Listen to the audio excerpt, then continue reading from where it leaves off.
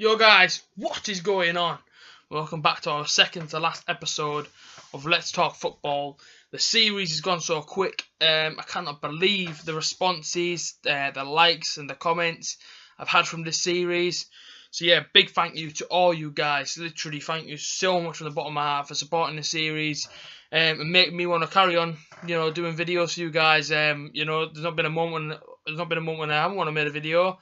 But just seeing, obviously, people come up to me and whatnot, and the comments, and people say, just keep going, these videos are great. That just makes me want to keep on doing them. So thank you guys for all the support. Let's get into some shout-outs, because I know for a while I've been shouting out the wrong people, apparently. People haven't been happy with not being shouted out. So let's start with a few. I'm going to do a few. I'm going to do a few today. Let me grab my phone, and I'll go to the last video, and I'll get it loaded up. But yeah, I've had a few people at work. Had a few people comment down below, wanting to shout out, and I don't mind. I do shout outs to people, and some people have thanked me actually for doing it in the last video. So I'm on my YouTube now. I'm going to go to the last video, which we can see here. I'm just going to go to the last one, and let's just see. We've got 9 likes as well, so thanks so much for smashing the like button, you guys. 96 views, so thank you so much for that. And let's just go to the comment section. Let's just have a look at who we can shout out. So let's go. We're going to go to Charlie Moody. He said, shout out, bro. So, yeah, shout out. There you go. Thanks for watching the videos. Barry Walker, shout out to you as well. I believe is it Kane or Kian Finn? Yeah, thanks for watching the videos. Thanks very much. Jack Hunter, thank you for watching the videos. You and Kian always comment on my videos, so thanks very much for the support. So, yeah, that's it for YouTube. Got a few others from work. We're going to go Dylan Johnson. You too, thank you for watching the videos and all the support. We're going to go Johnny Cool and Lewis Massey. Thanks so much for you guys for all the support. And thanks for all the feedback and everything else that you do and watching the videos and liking them and whatnot. And Jason Appleby as well, before I forgot. All you guys, massive shout outs to all you people. And all the people that I mentioned, all you guys, thank you so much for watching my videos and the content. I really do appreciate it, honestly I do. So yeah, listen, Series 2 will be coming very, very soon. Pretty much soon as this one ends. And there's obviously a lot going on the YouTube channel. We've obviously got my previews, my reviews. Let's Talk Football Series 2. And Butterfan TV, obviously I will be trying to get on there as well after the games. But yeah, also people have asked me, how do I prepare for a video? Obviously what kind of stuff do I do? Do I just turn on the camera if they like? No, I don't. I actually come in my room, and that's where I am. If it's in my room, obviously I made the backdrop myself and whatnot. I just put music on, simple as that. I put music on for about 5-10 minutes, get into my comfort zone, to a place that I like to be at, and then I literally turn my laptop on, because I literally record my videos off my laptop, in case you guys didn't know. This is literally my setup. My setup is literally just my laptop, and my camera is just there. Turn that on, do my thumbnail, and then I basically say, yo guys, what's going on? And that's how we start my videos. So yeah, that's pretty much how I do it, in case you guys are wondering. But yeah, let's get into this episode. We're going to be talking 3 teams. We're going to be talking Watford, just briefly Watford, Everton again, because there's a lot coming out of Everton, and obviously Middlesbrough, because there's been a bit going on at Middlesbrough as well. But let's get straight into Watford. I'm just seeing that their goalkeeper Gomez has just signed a 2-year deal, which is obviously fantastic for Watford.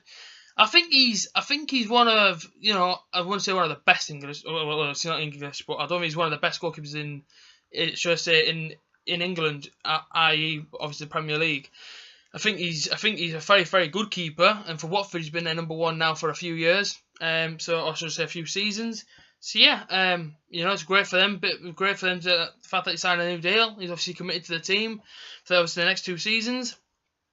So yeah, it's obviously fantastic for Watford. Yeah, so well done to Watford for obviously getting him over the line and obviously getting him to sign his deal.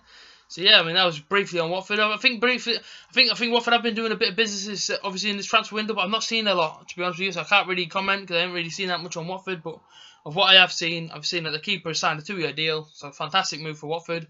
And I hope you do have a good season, because I do enjoy watching Watford on the TV and whatnot. I've been to Watford once and they absolutely battered Middlesbrough. It was actually ended 3-0. It was 3-0 in the first half. But apart from that, yeah, I do like to watch Watford. I am a big fan of Troy Deeney. If there's any Watford fans watching this, Troy Deeney, keep him, because I like watching him. I'll let him come to Middlesbrough, I don't mind either way. The next team I want to speak about is obviously Everton. Everton have been mentioned so much in this series, purely because Everton just love spending money. They're actually on TV tonight, so I'm going to try and catch their match. Obviously, because there's a lot of players that I do want to catch, or should I say I want to watch. Obviously, Pickford, he's just signed for them. Keane, and obviously Rooney's there now. And it looks like Barkley's going out the door. We'll talk about Barkley in a second.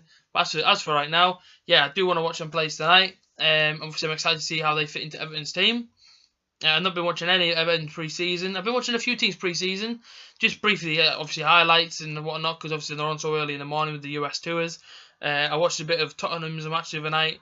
I've seen a bit of Barcelona the last couple of days. I've seen Man City, Real Madrid last night, and Real Madrid's goal. If you have not seen Real Madrid's goal from last night against Manchester City, go and watch it. It's some strike. It was absolutely unbelievable. It went in that hard. I think it hit the metal post in the back of the goal and bounced straight back out again.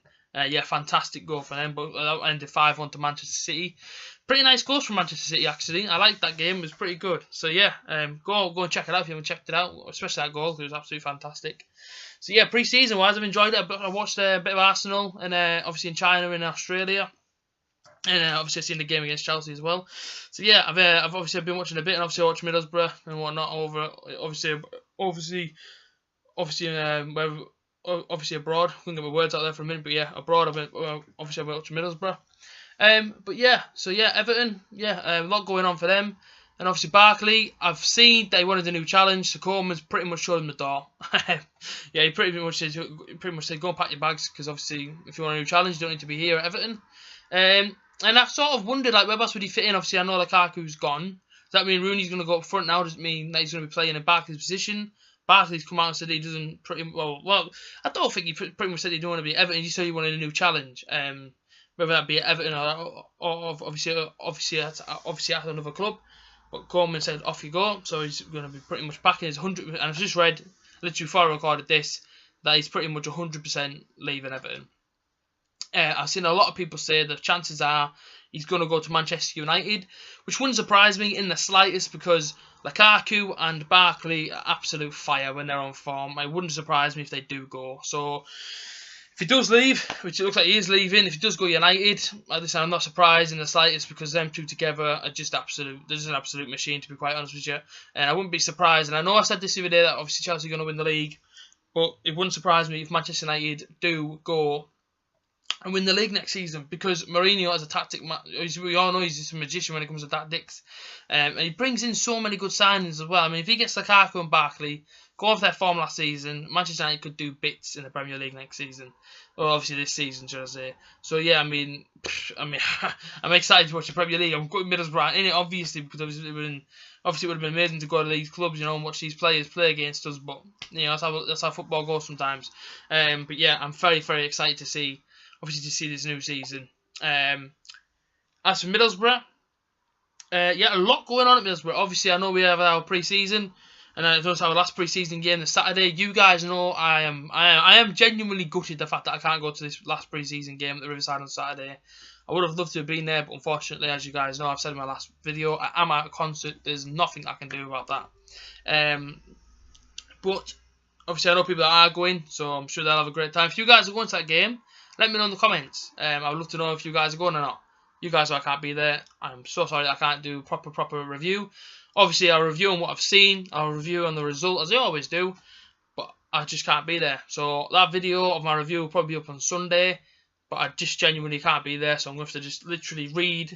Which is really bad. I'm going to have to literally try and get a link. If there's a link anywhere, I'm going to try and find a link for whatever I can do to try and see that game. And if I can't, then I can't. There's nothing I can do in that department. And then I will try and bring you guys a review about the game. Obviously, it's the best I can, because obviously I'm not going. But if you guys are going, let me know. And yeah, let me know exactly. Let me know what players you're excited to see. Obviously, I know you'll probably be excited to see the whole team. But any players individually, let me know if you're going to the game. If you are, let me know what players you're excited to see at the game. As for our transfer department, if you like, Ashley Fletcher has come to Middlesbrough. Well, he hasn't. Well, should I say he's come to Middlesbrough for talks. He has left the training camp in Germany to come and have talks with Middlesbrough. Exciting transfer. I'm going to be honest. It's an exciting transfer for me. You guys may not know much about him. You may know a lot about him. May not like him. But for me, I am so excited about this transfer purely because he's a young talent. He's not even over the age of 22 yet. He's still very, very young. He's still learning the game. and you can only get better. Let's be honest. You can only, I mean, the guy's good, so you can only get better. And players, or young players that come to this club often do very, very well as well. I mean, especially if they can get like experience off like a Sambalonga, if you like, and Braithwaite and whatnot. If they can take him under their wing, just show him, just show him a bit of the ropes. If he does sign for us, obviously, then I think he will just come on strong. And it's a great backup as well. I mean, he's young, he's hungry, and if you ever do go up to up front and say Sambalonga and Braithwaite both get injured, you got Bamford on the bench, and you've got that Fletcher. I mean, that's a great two to go alongside Braithwaite and Sambalonga, or even switch up a little bit. Who knows what formation Monk's going to play? The chances are he's going to play one up front. If that is the case, I don't think we need all the strikers we've got. If I had to choose a striker to leave, which is horrible to say, but if I had to have my opinion on one to leave, it would probably be Gusted.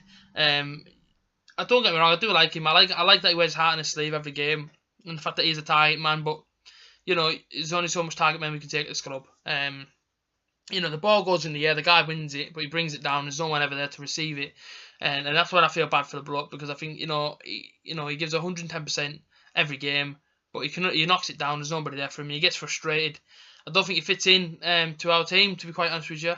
I think Bamford does. I think Bamford's quick. I think ball on the floor. I mean, the guy runs onto it. I'm not saying Gusted can't. I just don't see him fitting into our team next season with the players and sort of formation we've been playing. So yeah, Gusted, I think his time is up at this club. For me, that's my opinion. I think obviously Braithwaite, if he plays, I mean, I've seen in pre-season he's playing kind of on the wing. So I mean, who knows? Maybe if he can play next to what he did on the wing and up front, he's got a pretty good chance of being in the starting 11 every week. Obviously, Sambalonga, I'm very excited to see him, and obviously Bamford. Bamford's there, and obviously Miller as well from Bury. So I mean, there is a fair few strikers here, and I don't think we need all of them, to be honest, as backups. But as for Fletcher, I'm very excited to see that guy. 7 million, about 6.5, 7 million, around that sort of price tag. I've got a West Ham friend, and he's like, pretty much, I mean, he loves West Ham. So yeah, I mean, I'm going to try and get him on the chat show in a few weeks. But I did ring him yesterday, and I just said to him, tell me the lowdown on Fletcher, because I said I'm not really know much about West Ham, and well, I do know about West Ham, but I don't know everything about their younger players. And he told me it would be sad for him to see him go for 7 million.